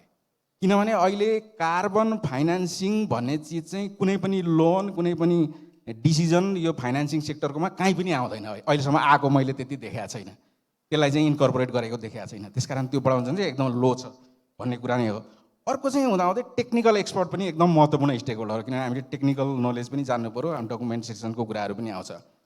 हामीसँग राम्रो एक्सपिरियन्स छ, सिडिएमको लिगेसी छ हामीसँग। तर हुँदाहुँदै पनि यो मार्केट चाहिँ इभल्भिङ मार्केट छ, रुल्स एन्ड रेगुलेसन इभल्भिङ छ। त्यसमा चाहिँ हाम्रो चाहिँ के हुनु भने ऱ्यापिड अप स्किलिङ भन्छौँ, गरिरहनुपर्छ। यो कन्टिन्युअस प्रोसेस हो यो चाहिँ अप स्किलिङ गर्ने। विशेष गरी आर्टिकल 6.2 को 6.4 मा कसरी जाने। र अहिले अर्को महत्त्वपूर्ण कार्बन क्रेडिट मात्रै जेनेरेट गर्ने होइन कि त्यसको इन्टिग्रिटीको कुरा आइरहेछ, त्यो कसरी मेन्टेन गर्ने भन्ने कुराहरू चाहिँ एक्सपर्टले पनि जान्न जरुरी छ। त्यसकारण यो एक्सपर्टको पनि मिडियम टु हाई नै भन्छु यो रेटिङ गर्दाखेरि क्यापासिटीको आधारमा। यो आधारमा हामीले हेऱ्यौँ भने ग्याप पनि केही छन्, ती ग्यापलाई एड्रेस गर्दै जाने भने हामीले गर्न सकियो। अब थर्ड पोइन्ट म्याडमले उठाउनु भएको भनेको यो इमिडिएट एक्सन के हो त। रेगुलेसन आयो, तैपनि अझै अन्यल छ। हामी अस्ति सरसँग नि कुरा गरिरहेको थियौँ, रेगुलेसन नआउँदासम्म आएन भने त्यो आउँदा कोही पनि आउँदैन प्रोजेक्ट लिएर भन्ने कुरा आइरहेछ। त्यस कारण के गर्न सकिन्छ भन्दाखेरि एउटा चाहिँ यो अपरेसनलाइजेसन अफ गभर्नेन्स सिस्टम। अब रेगुलेसन त आयो तर त्यसलाई अझै अपरेसनलाइज गर्नका लागि हाम्रो चाहिँ प्रोसिड्युरहरू बनाउनु पऱ्यो होला। विशेष गरी चाहिँ यो प्रोजेक्ट एप्रुभलको करेस्पोन्डिङ एडजस्टमेन्ट प्रोसिड्युर होला होइन। अर्को रजिस्ट्रीको पनि अब काम भइरहेछ, त्यसलाई पनि सकेसम्म चाँडो चाहिँ हामीले अनबोर्ड गर्न जरुरी छ। त्यस्तै अर्को भनेको मार्केट रेडिनेस। अघि जुन ग्यापहरू मैले भने त्यो क्यापासिटी बिल्डिङ मार्केट रेडिनेस बनाउनको लागि विशेष गरी क्यापासिटी बिल्डिङ जरुरी भयो। रेगुलेसनको बारेमा अझै हामीले जान जरुरी हुन्छ। त्यस्तै प्रोजेक्ट पाइपलाइन डेभलपमेन्ट त्यो बनाउन जरुरी हुन्छ। र अर्को कार्बन चाहिँ यो रिभेन्यूको रूपमा पनि लिन सकिन्छ है भनेर अलिकति ब्याङ्किङ सेक्टरलाई अलिकति सेक्टर वाइज अलिकति हामीले क्यापासिटी बिल्डिङ गर्न जरुरी हुन्छ। अर्को चाहिँ एउटा एकदम महत्त्वपूर्ण पाइलोटिङ क्विकली मैले देखेको चाहिँ अहिले क्विकली देखेको, अब यो हामी पछि गर्दै जाउँला कसरी हुन्छ त भने अहिले एक्जिस्टिङ भोलुन्टरी कार्बन मार्केटमा जुन प्रोजेक्टहरू छन् त्यसलाई आर्टिकल 6.2मा लगेर त्यसको चाहिँ करेस्पोन्डिङ एडजस्टमेन्ट कसरी हुन्छ के गरिन्छ भनेर क्विकली एक दुईवटालाई पाइलोट गरिहाल्न सकियो। र त्यो पनि सुरुवात गभर्मेन्ट एजेन्सीले एइपिसीबाटै सुरुवात गर्न सकियो भने सबैलाई त्यो चाहिँ एक किसिमको नलेज पनि हुन्छ र यसरी हुने रहेछ भनेर कन्फिडेन्स पनि सबैलाई बढ्छ। त्यो चाहिँ इमिडिएटली गर्न जरुरी छ। र अर्को चाहिँ इस्टाब्लिसिङ सेक्टरल बेसलाइन। यो बारम्बार मैले चाहिँ उठाउने गरेको छु। यो किन इम्पोर्टेन्ट छ भने यो प्रोजेक्ट पाइपलाइन बनाउन पनि इम्पोर्टेन्ट छ। हामीले त्यसलाई स्ट्यान्डर्डाइज गरिदिउँ भने त्यो बेसलाइनलाई सबैले चाहिँ यो सेक्टरमा मैले गरेँ भने 1 टन अथवा चाहिँ 1 युनिट केही इनर्जी कन्जम्सन भयो भने कति इमिसन हाम्रो आउने रहेछ भन्ने इस्टिमेट गर्न जरुरी हुन्छ। नभए चाहिँ अहिले त प्रोजेक्ट बेसिसमा बेसलाइन छ। यो चाहिँ बनाउन सक्यो। विशेष गरी मैले देखेको कुकिङ र इलेक्ट्रिसिटी सेक्टरको चाहिँ स्ट्यान्डर्डाइज बेसलाइन हामीले अहिले बनाएर गयौँ भने सजिलो हुन्छ भन्ने कुरा हो। यति कुरा चाहिँ मैले हस् धन्यवाद। मैले तपाईँलाई हुन त 2-3वटा क्वेसनै क्लब गरेरै सोधेको थिएँ होइन, त्यही भएर अलिकति धेरै टाइम पनि दिएँ। मैले जिसिएफकै के अरे यो कार्बन प्रोजेक्टै कुरा गर्दाखेरि आरतीजी कार्बन प्रोजेक्टहरू इम्प्लिमेन्ट गरिराख्नु भएको छ, एक्सपिरियन्स छ। जिसिएफ एक्रेडिटेड एन्टिटी पनि एक्रेडिटेड पनि छ WWF-US होइन। क्लाइमेट फाइनेन्सिङ अप्रोचको कुरा गर्दाखेरि कुन चाहिँ यो अब लो कार्बन सल्युसन्सहरूलाई स्केल अप गर्नको लागि इन्टरनेसनल एक्सपिरियन्सको आधारमा what is the most effective approach you think? Thank you Pooja ma'am for the question. र मेरो आफ्नो केही अवधारणा राख्नलाई चाहिँ मौका दिनुभएकोमा एपिसीलाई पनि धन्यवाद। अब talking about what is the most efficient वा which is the most best approach भनेर सोध्नुभयो। आई थिङ्क एउटा single instrument is not the solution होइन। हामीले चाहिँ we need to see a blended र combined approach that could capitalize public private finance र that would benefit not only financers but also energy producers र consumers र nation as a whole होइन। त्यही भएर हुनाले चाहिँ फर्स्टमा चाहिँ आई थिङ्क यो चाहिँ हाम्रो क्लाइमेट फाइनेन्सिङ चाहिँ नेसनली ड्रिभन हुनुपर्छ, इन्टर्नली नै इनेबलिङ इन्भाइरोमेन्ट हुनुपर्छ। किनभने जब नेसनले चाहिँ यसलाई प्रायोरिटाइज गरेको छ इन्टर्नली त्यसपछि चाहिँ सक्सेस देखाएको छ। फर इन्स्टेन्स अब जुन पनि ट्याक्स रिबेट वा जति पनि यो इम्पोर्टमा चाहिँ रिडक्सनहरू भएको छ होइन, स्पेसिफिकली यो सोलर प्यानल्समा इभिजमा हामीले मार्केट मजाले लिएको देखाएको छौँ होइन। तर त्यो यसमा राम्रो पक्ष पनि छ होइन। तर अब हामी अहिले पनि इम्पोर्टमै नै डिपेन्डेन्ट पनि छौँ भन्ने चाहिँ देखिन्छ। तर अरू सेक्टर होइन, अब एनर्जीको सब सेक्टर्सहरू अघि अभिषेकजीले पनि भन्नुभयो। So what about other sectors होइन, एलपिजीमा डिपेन्डेन्स पनि भेरी हाई। त्यही भएर हुनाले कुकिङ सेक्टर्समा कसरी चाहिँ हामीले चाहिँ यदि इम्पोर्ट भइरहेछ स्पेसिफिकली इन्डक्सन भने चाहिँ कसरी त्यसमा चाहिँ हामीले घटाउने होइन। र सँगसँगै अरू इन्डस्ट्रियलमा पनि कसरी फ्युल स्विचमा चाहिँ लग्ने ट्रान्जिसन गर्ने भने त्यसको लागि पनि पोलिसी इन्सेन्टिभ्स चाहिँ चाहिन्छ। र अघि मैले भने जस्तै सिर्फ इम्पोर्टमा मात्र डिपेन्डेन्ट भएर भएन, हाम्रो डोमेस्टिक सोर्सेसहरूलाई पनि इम्प्रुभ गर्नु पऱ्यो। अघि बायोमासको कुरा ल्याउनु भयो विद्याजीले होइन। त्यही भएर हुनाले भएको वेस्ट टु एनर्जी प्रोजेक्टलाई पनि अलिकति चाहिँ सिरियसली लगेर चाहिँ सर्कुलर अप्रोचमा गएर र डिकार्बनाइजेसनमा पनि जानुपर्छ। र लङ रनमा चाहिँ हामीले इम्पोर्टलाई नै कसरी घटाउने होइन, हामीले इन्भेस्टमेन्ट चाहिँ हामीले ह्युमन रिसोर्समा स्किल्समा र म्यानुफ्याक्चरिङ पोटेन्सियलमा नै यदि बढायो भने चाहिँ इम्पोर्ट पनि घट्दै जान्छ। त्यही भएर नेसनली नै हामीले चाहिँ यो इन्भेस्टमेन्टको रूपमा हेर्नुपर्छ हामीले चाहिँ एनर्जीलाई। र अब सब नेसनली र लोकल लेभलमा गयो भने WWFले नै हामीले धेरै ठाउँमा कम्युनिटी स्केलको चाहिँ सोलर प्लान्ट्सहरू चाहिँ इन्स्टल गर्दा लोकल गभर्मेन्टको चाहिँ प्यारल को फाइनेन्सिङहरू चाहिँ हामीले सँगै लगेर हामीले गर्न सफल भएको छ होइन। यसले चाहिँ लोकल ओनरसिप पनि बढाएको छ र हामीले जति ठाउँमा इम्प्लिमेन्ट गर्यो अलमोस्ट 40-50% सम्म चाहिँ प्यारल फाइनेन्सिङ प्रोभाइड गर्न चाहिँ लोकल गभर्मेन्टहरू चाहिँ रेडी हुनु भएको छ, जसले गर्दा ओनरसिप पनि बढेको छ, सस्टेनेबिलिटी पनि बढेको छ। अब आयो प्राइभेट सेक्टरको इन्गेजमेन्टमा होइन। अब यो भाइबिलिटी ग्याप फन्डिङको सक्सेसेसको बारेमा म भन्दिनँ, हाम्रो किताब पनि आज लन्च भएको छ, मुकेश सरले पनि भन्नु होला होइन। त्यो बाहेकको अरू के हुनसक्छ इनोभेटिभ फाइनेन्सिङ मोडल्सहरू। WWF आफैले पनि यो इम्प्याक्ट इन्भेस्टमेन्ट फन्डिङ चाहिँ मा पनि सपोर्ट गरेको छ, जसको फेरि मोडालिटी डिफ्रेन्ट हुनसक्छ होइन। जस्तै यसले चाहिँ के गर्छ भने चाहिँ प्राइभेट सेक्टरलाई चाहिँ आफ्नो क्यापिटल इन्भेस्ट गर्नलाई एटलिस्ट कि त अपफ्रन्ट कस्ट घटाइदिनु पऱ्यो, कि नत्र उहाँको चाहिँ डिरिस्किङ हुनु पऱ्यो, उहाँको फाइनेन्सलाई पनि सेक्योर हुनु पऱ्यो। त्यो भएको हुनाले इम्प्याक्ट इन्भेस्टमेन्ट फन्डिङको चाहिँ डिफ्रेन्ट मोडालिटिजमा चाहिँ मेनली चाहिँ हामीले चाहिँ जति हाई अपफ्रन्ट कस्ट छ, इन्स्टलेसन कस्ट छ, त्यो अमाउन्ट चाहिँ एनर्जी प्रड्युसर्सहरूलाई दिने र इम्प्याक्ट आइसकेपछि वा रिजल्ट आइसकेपछि चाहिँ उहाँहरूले चाहिँ त्यही इम्प्याक्टको बेसिसमा जब चाहिँ रेभिन्युजहरू चाहिँ जेनेरेट हुन्छ त्यसपछि चाहिँ बिस्तारै एकदमै थोरै नोमिनल इन्ट्रेस्ट रेटमा चाहिँ उहाँहरूले चाहिँ पे ब्याक गर्दै जान्छ होइन। यस्तो खालको इम्प्याक्ट इन्भेस्टमेन्ट फन्डिङलाई पनि चाहिँ हामीले चाहिँ यो इनोभेटिभ मेकानिजमलाई पनि अघि बढाउँदै यो प्राइभेट सेक्टरलाई चाहिँ डिरिस्किङतिर लग्नुपर्छ। र अब अझै लोकल लेभलमा जान्नुपर्दा जस्तै माइक्रो फाइनेन्सेसहरू होइन, WWFकै आफ्नै एक्सपिरियन्सको कुरा आउनुपर्दा चाहिँ बायोग्यास चाहिँ one of the successful project हो, किनभने यसमा चाहिँ हामीले अमाउन्ट 40-50% जति बायोग्यासको लाग्छ, त्यो चाहिँ एपिसीको तर्फबाट सब्सिडी चाहिँ WWFले दियो, तर बाँकीको चाहिँ पैसा इन्डिभिजुअल हाउस होल्डले पे गर्नुपर्ने हुन्छ होइन। त्यो त्यसमा पनि उहाँहरूले चाहिँ स्पेसली पोर र मार्जिनलाइज हाउस होल्ड्सहरूले त्यो बेहोर्न सक्दैन। त्यो भए हुनाले चाहिँ अपार्ट फ्रम गिभिङ सब्सिडी हामीले चाहिँ सर्टन अमाउन्ट चाहिँ त्यहाँको माइक्रो फाइनेन्सेस कोअपरेटिभ्सहरूमा पनि लगानी गऱ्यौँ, जसले गर्दा चाहिँ त्यहाँको कम्युनिटीले थोरैभन्दा थोरै इन्ट्रेस्टमा चाहिँ त्यहाँबाट पैसा एक्सेस गरेर उहाँहरूले पनि आफ्नो पनि पैसा चाहिँ बायोग्यासमा राख्न सक्यौँ, जसले गर्दा चाहिँ बायोग्यास चाहिँ एकदम सक्सेसफुल हो। डिफ्रेन्ट भिलेजेसहरूलाई चाहिँ बायोग्यास मोडल भिलेज जसमा चाहिँ 80% भन्दा हाउस होल्डरले चाहिँ बायोग्यासलाई चाहिँ इन्स्टल गर्न पोसिबल भयो। त्यही भए हुनाले यस्तै खालको सिर्फ एउटा मात्रै चाहिँ म भन्दिनँ होइन, तर डिफ्रेन्ट मोडालिटीहरूलाई चाहिँ अपनाउँदै चाहिँ जानुपर्छ। Very right on time Aartiji, congratulations है, 4 मिनटमा ठ्याक्कै सक्नुभयो, thank you very much. Mukeshji यहाँ लास्टमा हुनुहुन्छ यो के अरे सिक्वेन्समा।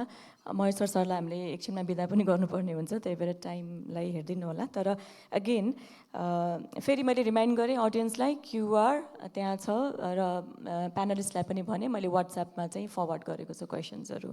मुकेशजी सबैको कुराहरू सुन्नुभयो होइन। अब एनडिसी टार्गेट अचिभ गर्ने एपिसीको ठुलो जिम्मेवारी छ। सँगसँगै अब हामीले लास्ट इयरको कन्भर्सेसनहरू यसो याद गऱ्यौँ भने यो ब्याट्री स्टोरेजको कुराहरू पनि इन्टरनेसनल प्लेटफर्ममा धेरै नै आइरहेको थियो। ब्याट्री यो एनर्जी स्टोरेजको कुराहरू धेरै नै आइरहेको थियो। त्यसलाई जोडेर हेर्दाखेरि अब अहिले नै पनि एपिसीले डोल्पामा सायद काम सुरु गरिरहेको, त्यस्तै गरी प्र्याक्टिकल एक्सनसँग पनि भर्खरै हामीले अब एपिसी र प्र्याक्टिकल एक्सन भएर यो ब्याट्री एनर्जी स्टोरेजमा कामहरू सुरु गरिरहेको छौँ होइन। त्यसमा अब लार्ज स्केलमा जानको लागि अब लङ टर्म स्ट्राटेजी यहाँको के छ र डिकार्बोनाइजेसनमा र एनर्जी सेक्युरिटीमा चाहिँ यसले फेरि कसरी कन्ट्रिब्युट गरिरहेको छ? हस् मुकेश। हस्, थ्याङ्क यू पूजा म्याडम यहाँको क्वेसनको लागि। यहाँबाट सम्पूर्णलाई नमस्कार। अब म स्पिकर पनि लास्ट र पहिला यो एइपिसीको कुरा अघि सुरुकै बिहानदेखि नै सेसनमा आइरह हुनाले चाहिँ धेरै व्याख्या चाहिँ गरेर नपर्ला, तर मैले लागेको चाहिँ विशेष गरेर चाहिँ यो NDC-3 को एज अ इम्प्लिमेन्टिङ एजेन्सी गभर्मेन्टको बिहाफमा चाहिँ कसरी हामीले चाहिँ इम्प्लिमेन्ट गर्न सक्छौँ त, जस्तै NDC-3 लाई चाहिँ हामीले एइपिसीको रोल चाहिँ के हुन्छ त इम्प्लिमेन्टेसनमा भन्ने एउटा प्रश्न छ पूजा म्याडमको भने। अर्को चाहिँ यो ब्याट्री इनर्जी स्टोरेजमा स्पेसली स्टोरेजको अहिले डिस्कसन भइरहेको हुनाले यो ब्याट्री इनर्जी स्टोरेजलाई चाहिँ हामीले अलिकति यो एउटा पाइलट प्रोजेक्ट चाहिँ प्र्याक्टिससँग लिइरहेको छौँ। त्यसलाई चाहिँ अप स्केल कसरी गर्न सकिन्छ भन्ने विषयमा दुईवटा प्रसङ्ग उहाँले उठाउनु भएको छ। मैले सबभन्दा पहिला NDC-बाट सुरु गरेँ पहिला। अब यो NDC-को विशेष डिटेल टार्गेटहरू बिहान अघि हाम्रो अभिषेक सरले डिटेल राख्नु भएको छ। स्पेसली इनर्जी सेक्टरमा हेर्दाखेरि चाहिँ म त्यसमा डेटा नम्बरतिर गइनँ। स्पेसली त्यहाँ चाहिँ हामीले बुझ्नुपर्ने दुईवटा कुरा छन्। एउटा कुरा के छ भने त्यहाँ क्वान्टिफाइबल टार्गेट भनेर राखिएको छ इनर्जीको स्पेसिफिक चाहिँ त्यसभित्र पनि सब सेक्टर वाइज नै हेर्ने हो भने क्लियरली के छ भने एउटा चाहिँ हो इलेक्ट्रिफिकेसन अथवा चाहिँ इलेक्ट्रिसिटी बढाउने भन्ने छ। त्यस्तै सेकेन्डमा चाहिँ मेनली यो कुकिङ र हिटिङ अर्को एउटा सब सेक्टर छ इनर्जीभित्र, र थर्डमा चाहिँ ट्रान्सपोर्ट र फोर्थमा इन्डस्ट्री भन्नु चाहिँ त्यसरी छुट्याएर त्यहाँ विभिन्न टार्गेटहरू राखिएको छ। र त्यो बाहेक चाहिँ अर्को हामीले बिर्सिनु नहुने कुरा के छ भने एनडिसीको कुरा गर्दाखेरि चाहिँ जहिले पनि हामी चाहिँ नम्बरतिर जहिले ध्यान दिन्छौँ, तर त्यहाँ चाहिँ त्यसको लागि इनेबलिङ इन्भाइरोमेन्ट चाहिँ के चाहिन्छ त भन्ने विषयमा विभिन्न पोलिसी मेजरहरू छु के पोलिसीहरू चाहिन्छ त भन्ने किसिमकोहरू लिस्टिङ पनि गरिरहेको छ। त्यसको यो दुईवटा पर्सपेक्टिभबाट हामीले चाहिँ हेर्नुपर्ने हुन्छ यसमा एनडिसीको टार्गेट हेर्दाखेरि चाहिँ। र अब एइपिसीको इन्टरभेन्सन चाहिँ मेनली चाहिँ स्पेसली यो चारवटै सबसेक्टर इनर्जीभित्रको जुन चारवटा सबसेक्टरमै हामी एनडिसी बनाउँदादेखि नै एकदमै वातावरण मन्त्रालय लगायत हाम्रो ऊर्जा मन्त्रालयसँग एकदमै क्लोजली चाहिँ काम गरिरहेको छ सुरु बनाउँदादेखि नै। र यसमा इम्प्लिमेन्ट गर्नेमा पनि यो चारवटै सबसेक्टरमा अहिले एइपिसीले गरिरहेको कामहरू र अहिले हाम्रा एक्टिभिटिजहरू एकदम एलाइन छन्। स्पेसली डिकार्बोनेसनको इनिसिएटिभमा इन्डस्ट्रियल डिकार्बोनेसन, एग्रिकल्चर डिकार्बोनाइजेसन, जस्तै हाम्रो चाहिँ कमर्सियल डिकार्बोनेसन लगायत हाउसहोल्ड डिकार्बोनेसनसँग हाम्रा एक्टिभिटीहरू चाहिँ एलाइन छन्। र त्यही अहिले हाम्रो एक्टिभिटीहरू अहिले हाम्रो एनुअल वर्क प्लानमा पनि डेफिनेटली रिफ्लेक्ट गर्न सकिन्छ। त्यसमध्येको एउटा इनिसिएटिभ मात्र मैले म कटाउन चाहन्छु, स्पेसली यो क्लिन कुकिङ सोल्युसन चाहिँ स्पेसली हिटिङ र कुलिङसँग सम्बन्धित छ एनडिसीको टार्गेट चाहिँ। त्यसमा म्यासिभ टार्गेट पनि छ र अहिले हामीसँग एउटा ग्रिन क्लाइमेट फन्डसँग चाहिँ हामीले एउटा प्रोजेक्ट पनि सँगै गरिरहेछौँ। त्यसमा चाहिँ एकदमै लार्ज टार्गेट पनि राख्यो हुनाले चाहिँ एउटा यो वर्ष नै हाम्रो चाहिँ झन्डै 2 लाख घरधुरीमा चाहिँ यो क्लिन कुकिङ सोल्युसन पुर्याउने भन्ने टार्गेट छ। र विथिन हाम्रो सर्टेन टाइमभित्र नै 1 मिलियन हाउसहोल्डमा चाहिँ क्लिन कुकिङ सोल्युसन पुर्याउने हुनाले चाहिँ यो एकदमै हाम्रो एनडिसीसँग चाहिँ पर्फेक्ट एलाइन छ। र त्यो बाहेक चाहिँ अरू हाम्रो डिकार्बोनेसनको विषयहरूमा र चाहिँ डिस्ट्रिब्युटेड रिन्युएबल एनर्जीको मिक्समा हामीले बढाउने सन्दर्भमा पनि यो हाम्रो जस्तो स्पेसली जस्तो सोलर थर्मल रोड म्याप भनेर अहिले रिसेन्टली आएको छ, यो यसका टार्गेटहरू पनि एलाइन छन्। र चाहिँ यो 10 देखि 15% चाहिँ रिन्युएबल एनर्जीको मिक्स चाहिँ ग्रिडमा चाहिँ सप्लाई गर्ने हिसाबमा चाहिँ पुर्याउने हिसाबमा यी पनि हाम्रा पर्फेक्टली एलाइन नै छन्। र यो बाहेक सफ्ट एक्टिभिटीहरूमा स्पेसली एनडिसीको कुरा गर्दाखेरि चाहिँ यो सब नेसनल गभर्मेन्टको क्यापेसिटी बिल्डिङ गर्ने सन्दर्भमा स्पेसली त्यहाँ चाहिँ म्युनिसिपल इनर्जी प्लानहरूलाई चाहिँ बनाउने भन्ने किसिम छ। त्यसमा हामीले अहिले पनि कन्टिन्यू सपोर्ट गरिरहेको छ र 150वटा चाहिँ म्युनिसिपल इनर्जी प्लान बनाउनलाई सपोर्ट गर्ने अहिले हाम्रो प्लान रहेको छ। र त्यो बाहेक चाहिँ अर्को अघि पनि कुरा अघिदेखि बिहान निस्किरहेको छ, स्पेसली यो फाइनेन्सिङको पर्सपेक्टिभ हेर्दाखेरि चाहिँ यो सबै काम गर्दा त फाइनेन्सिङ चाहियो। फाइनेन्सिङको पर्सपेक्टिभ हेर्दाखेरि चाहिँ स्पेसली कार्बन बोथ हामीसँग दुईटै इनमा एउटा क्लाइमेट फाइनेन्सिङको हिसाबमा चाहिँ ग्रिन क्लाइमेट फन्ड लगायतको चाहिँ अहिले यो नयाँ फन्ड जुन fund for responding loss and damage FRLD पनि भन्ने हुन्छ, त्यस्तो फन्डमा एक्सेस गरेर चाहिँ त्यो फन्डलाई भित्राउने रूपमा चाहिँ एइपिसी लगाइरहेको छ। र अर्को चाहिँ कार्बन फाइनेन्सिङ, अहिले कार्बनको कुरा पनि निस्केर बिहान फिगर पनि प्रस्तुत भयो।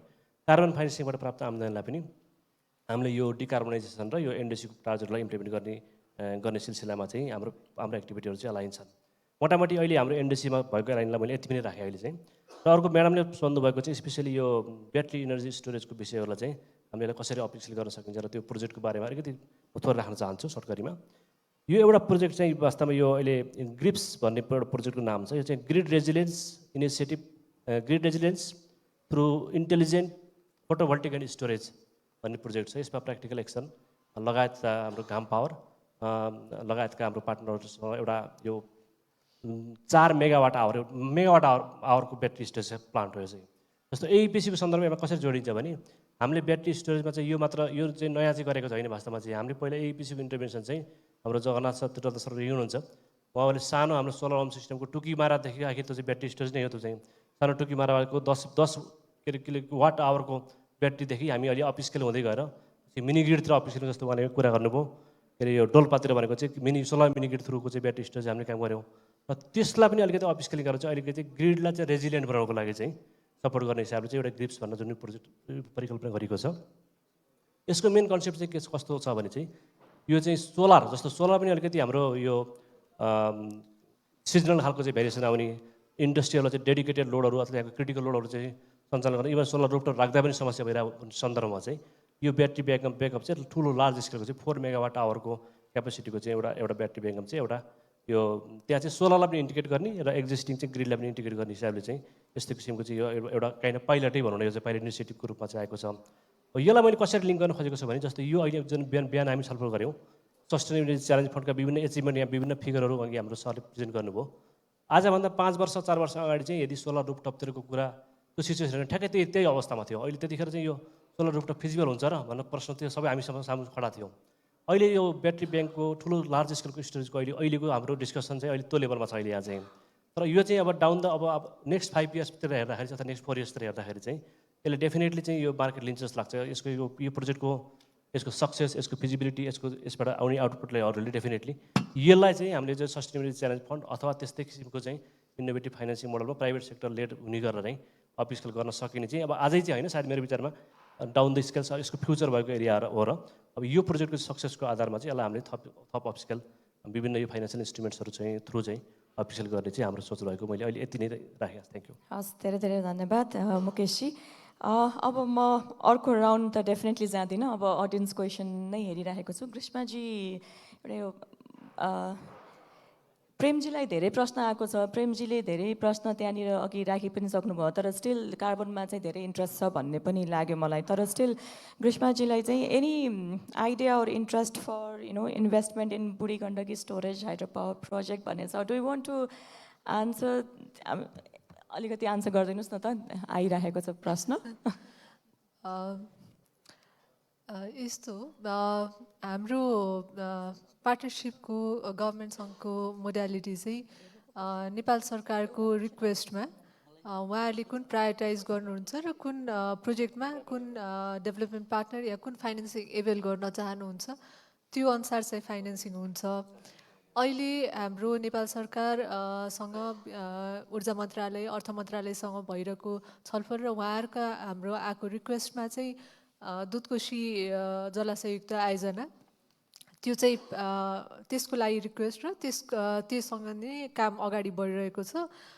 जुन प्रश्नमा मेन्सन गर्नुभयो त्यो प्रोजेक्टको बारेमा चाहिँ हाम्रो र नेपाल सरकारको कुनै पनि छलफल भएको छैन। उहाँहरूको प्रायोरिटीमा कसलाई कुन फाइनेन्स गरेर लगाउने भन्ने त्यो यहाँ हाम्रो सहसचिवज्यू पनि हुनुहुन्छ ऊर्जा मन्त्रालयबाट, त्यो उहाँहरूको प्रायोरिटीमा हामीले कहाँ सपोर्ट गर्ने भन्ने कुरा हामी उहाँहरूसँग छलफल गरेर गर्ने कुरो भयो। हजुर, हस्, धन्यवाद। प्रेमजी, यहाँले प्रश्नहरू हेर्नु भएको छ, फाइनेन्सबाट पनि आएको छ, ब्याङ्कको कुरा आएको छ। छोटोमा 2 मिनट, त्यसपछि म महेश्वर सरलाई रिक्वेस्ट गर्छु ऱ्यापअपको लागि।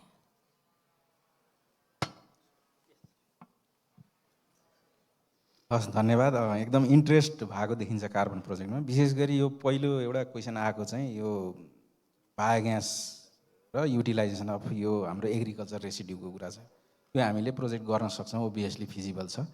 तर पोलिसी ब्यारियर भन्ने कुरा चाहिँ कस्तो भने अर्को एउटा यसमा याद गर्नुपर्ने कुरा चाहिँ यो नन रिन्युएबल हो कि रिन्युएबल हो भनेर हामीले इस्टाब्लिस गर्न सक्नुपर्छ। यदि नन रिन्युएबल हो भने हामीले प्रोजेक्ट त्यसमा गर्न सकियो होइन। रिन्युएबल बायोमास बेसलाइन हुँदाखेरि चाहिँ त्यसलाई हामीले एकाउन्ट गर्न सकिँदैन, त्यो एउटा पार्ट भयो।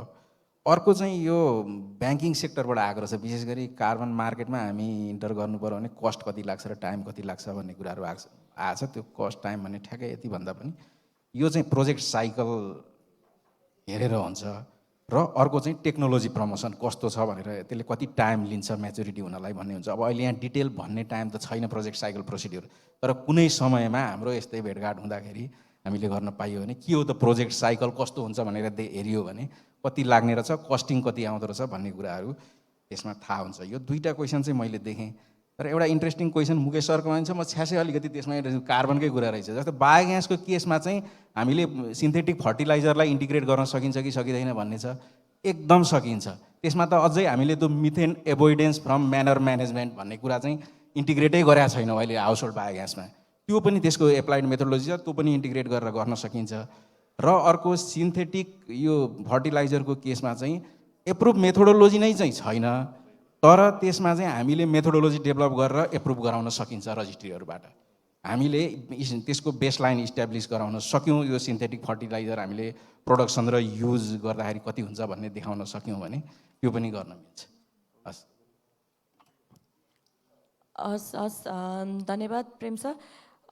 एउटा डिजिटल्ली कसैलाई गाह्रो भइरहेको केही छ भनेदेखि एउटा एकदमै बर्निङ क्वेसन कसैको छ भने एउटा चाहिँ अडियन्सबाट लिने प्रयास गरेँ। छैन जस्तो लाग्यो। ठिक छ, एकदमै राम्रो छलफल भयो। म महेश्वर सरलाई आएको प्रश्न चाहिँ आफूले ऱ्यापअप गर्ने बेलामा नै गरिदिनु हुनलाई अनुरोध गर्छु र म पनि अब बिदा नै हुन्छ, टाइम धेरै छैन, तर धेरै राम्रो डिस्कसन भयो, इन्गेजमेन्ट भयो। आई थिङ्क वे फरवर्ड्सहरू छ कि एक्सन पोइन्टहरू छ, यसलाई हामीले अझै बढी छलफल गर्ने प्रयास गरेका थियौँ, तर अगेन टाइम नभएर हामीले छुट्याएका छौँ। तर we will continue in the networking session, अहिले लन्च हुने बेलामा पनि हामी त्यो कन्टिन्यू गर्छौँ। त्यति भन्दै म बिदा भएँ र महेश्वर सरलाई यो सेसन ऱ्यापअप गर्नलाई अनुरोध गरेँ। हस्, धन्यवाद पूजाजी। सर्वप्रथम अल्टरनेटिभ इनर्जी प्रमोसन सेन्टरलाई यस्तो महत्त्वपूर्ण कार्यक्रम आयोजना गरेर यो सेसनको चेयर गर्ने जुन मौका दिनुभयो त्यसको लागि धन्यवाद दिन चाहन्छु।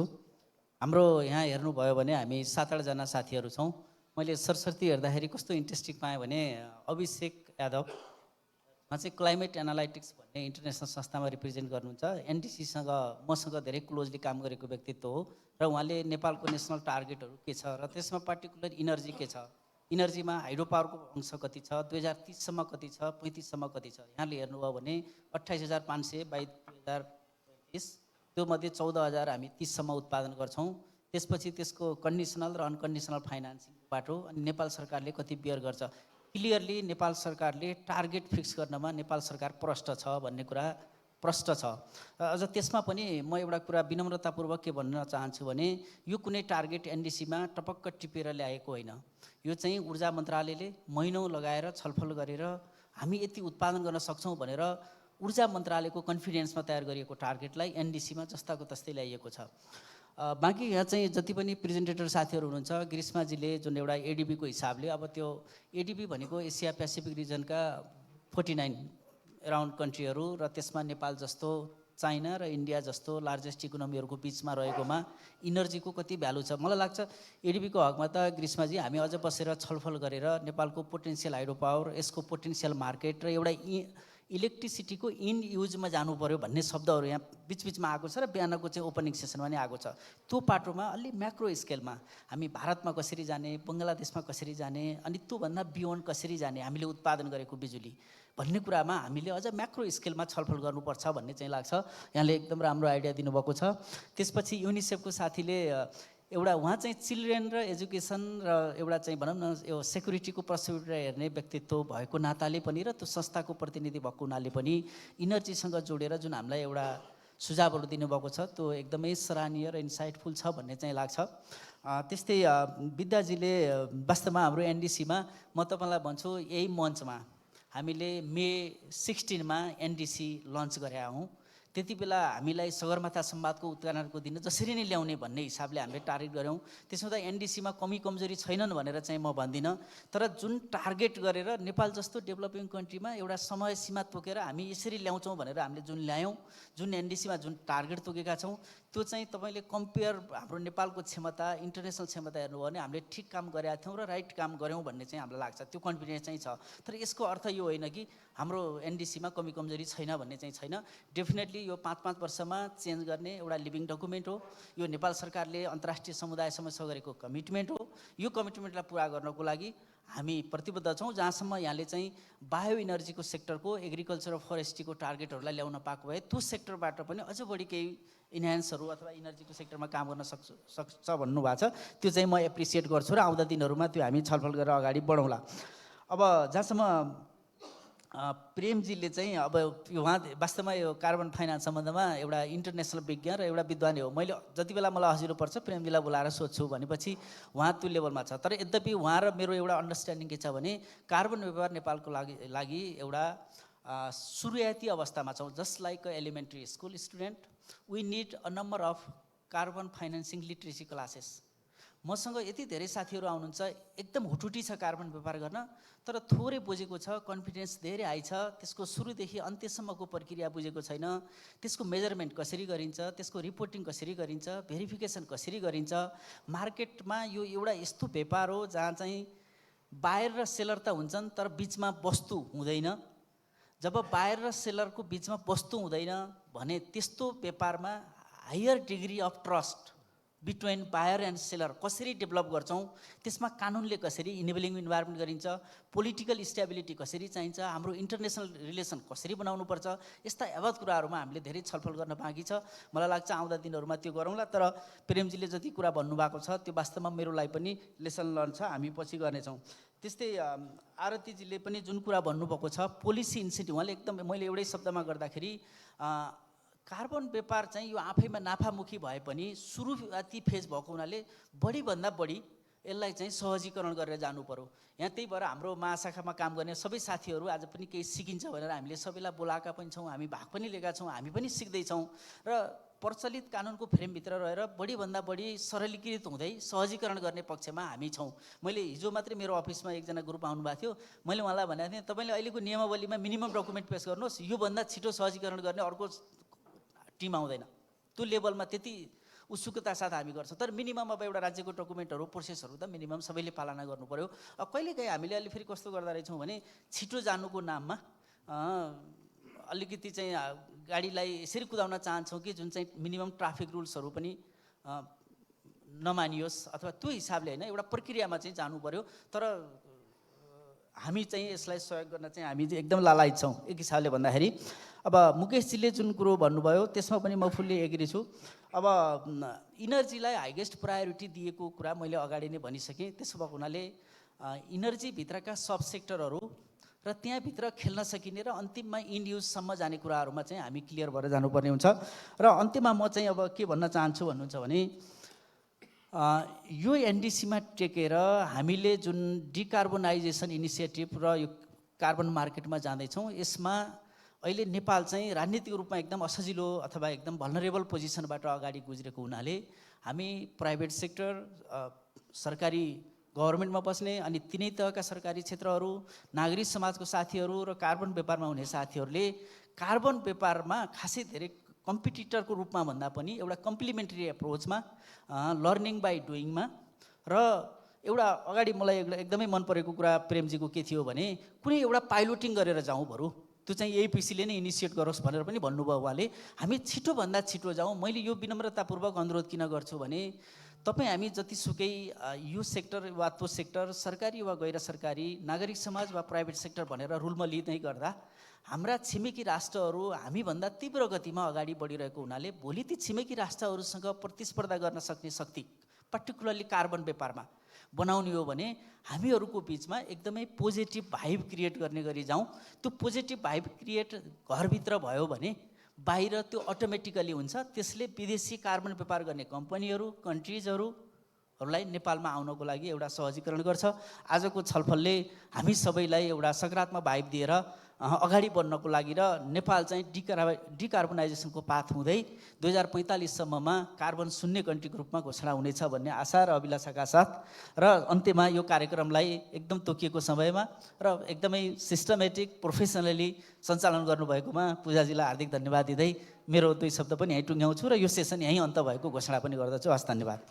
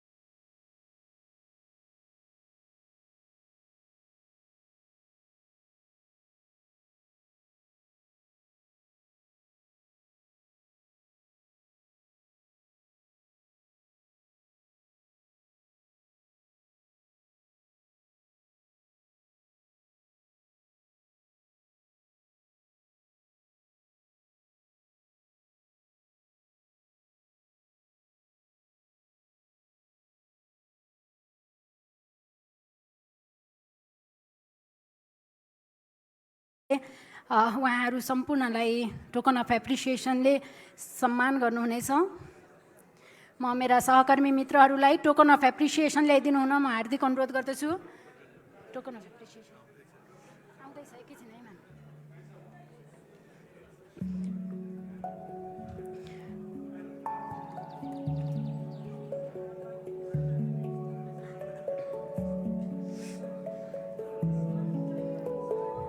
सर्वप्रथम टोकन अफ एप्रिसिएसन प्रदान गरिदिनु हुन म कार्यकारी निर्देशकज्यूलाई अनुरोध गर्छु र सर्वप्रथम चेयरलाई, त्यसपछि मोडरेटरज्यूलाई। यहाँ मञ्चमा टोकन अफ एप्रिसिएसनको आदान प्रदान भइरहेको छ।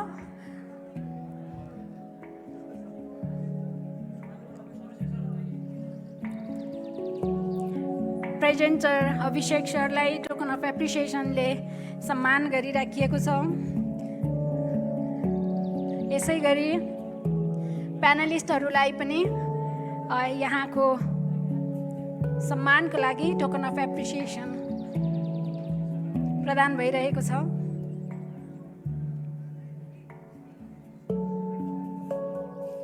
टोकन अफ एप्रिसिएसन सहितको एउटा ग्रुप फोटो लिएर अनि हामी यस मञ्चबाट बिदा हुनेछौँ। टोकन अफ एप्रिसिएसन सहितको